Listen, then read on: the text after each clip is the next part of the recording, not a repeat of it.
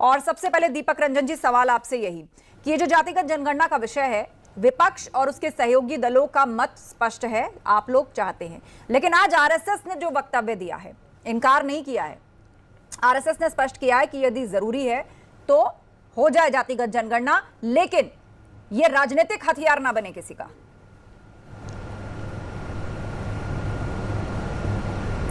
देखिए आस्था जी, समाजवादी पार्टी ने कभी जातिगत जनगणना पे राजनीति नहीं की। इस पे राजनीति करने का काम भारतीय जनता पार्टी के लोग कर रहे हैं।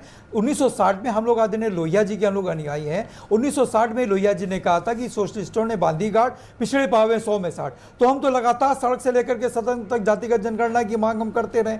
अब ये देखिए, भारतीय जनता पार्टी ये इनको इंस्ट्रक्ट करना चाहिए अपनी सरकार को कि भारतीय जनता पार्टी के ये इनकी आरएसएस की एक विंग है भारतीय जनता पार्टी, इनको सरकार को इंस्ट्रक्ट करना चाहिए कि एक कोई दिन निर्धारित करें, कोई तिथि निर्धारित करें जातिगत जनगणना कराने की। क्योंकि देखिए, मोहन भागवत जी कहते कुछ और हैं, कभी कुछ और कहते हैं, कभी कुछ और कहते हैं। और आज जो जेपी नड्डा जी जो राष्ट्रीय अध्यक्ष हैं भारतीय जनता पार्टी के, उस टाइम भी वो राष्ट्रीय अध्यक्ष थे भारतीय जनता पार्टी के, आशा जी, जिस टाइम उन्होंने कहा था कि अब आरएसएस की हमको आवश्यकता नहीं है। आरएसएस की जब आवश्यकता थी तो थी, अब आरएसएस की हमको आवश्यकता नहीं है। तो जब उनको आवश्यकता नहीं है, उनको आरएसएस पर विश्वास नहीं है, तो हम कैसे विश्वास कर लें? देश की जनता क्यों उन पर विश्वास करे? देखिए, आर्थिक जातिगत जनगणना जो है, सोशल जस्टिस और न्याय दिलाना एक बहुत बड़ा मुद्दा है ये सरकार के लिए। और जातिगत जनगणना से कौन कितनी जाति का है, कौन किस जात का है, उनकी आर्थिक और सामाजिक स्थिति क्या है, इस आधार पे अगर वो कोई एक पॉलिसी बनाना चाहते हैं, चाहे पॉजिटिव पॉलिसी बनाना चाहते हैं, सोशल पॉलिसीज बनाना चाहते हैं, अफर्मेटिव पॉलिसीज बनाना चाहते हैं, तो उनको एक आधार मिलेगा। ठीक है, चलिए, कुल मिलाकर जातिगत जनगणना या ये जो जात पात की बात है, वो सियासत के लिए है क्या सिर्फ, या देश को वाकई इसकी जरूरत है? जैनेंद्र, देखिए, ये आरएसएस और बीजेपी डरी हुई है जनता की आवाज से, इंडिया गठबंधन की आवाज, ये डरी हुई है। डर का बैकफुट पर हैं आप लोग जातिगत जनगणना के मुद्दे पर? विपक्ष को ऐसा लग रहा है। और देखिए, मुझे लगता है जो भारतीय जनता पार्टी के प्रवक्ता बैठे वो थोड़ी सी अपनी जानकारी बढ़ा करके आए। इनको शायद रामजी लाल सुमन जिनका नाम याद नहीं आया।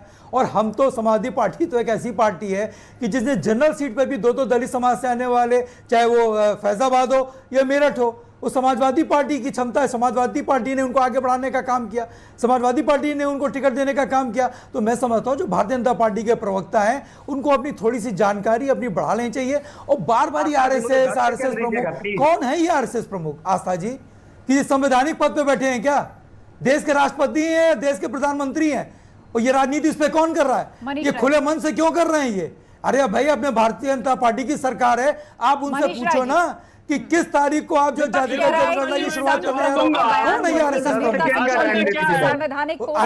भाजपा वाले माने, जिसने देश को बांटने का काम किया, 52 साल तक जिसने अपने मुख्यालय में झंडा नहीं फहराने का काम किया, जिसके अंदर देशभक्त नहीं है, सबसे बड़ा राजद्रोही ये लोग है। आज आरएसएस का महिमा मंडप कर रहे हो।